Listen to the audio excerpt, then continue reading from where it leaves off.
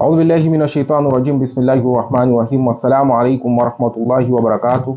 Allahumma salli ala Muhammadin wa ala ali Muhammad. Ujumbe kutoka kwa Allah subhanahu wa ta'ala uliwasilisha kupitia ilhamu ya moyo wa shahidi wa Allah Habibatullah Ruqayya binti Muhammad, na ujumbe huu unasema kama ifuatavyo: Bismillahir rahmanir rahim. Allah subhanahu wa ta'ala anasema, enyi mashahidi wangu, someni aya zangu takatifu ninazozitaja katika maelezo yangu, hakika hilo ndilo linalo linipendeza. Baada ya kuzisoma kwa maana yake kwenye mabano tafsiri yake, chagueni baina yenu na mkubali mwito wangu. Someni, ni wangapi kati yenu walio tayari kuitekeleza? Anzeni kila mmoja wenu tangu nilipotoa agizo la sadaka kwa ajili ya Palestina, kwa kupitia juhudi yenu ya kutekeleza amri yangu kwa haraka.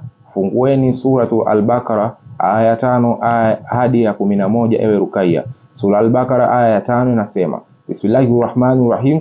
Hao ndio walio katika mwongozo kutoka kwa Mola wao, na hao ndio wenye kufaulu. Aya 6 inasema, hakika wale waliokufuru ni sawa, ukiwaonya au hutawaonya hawataamini.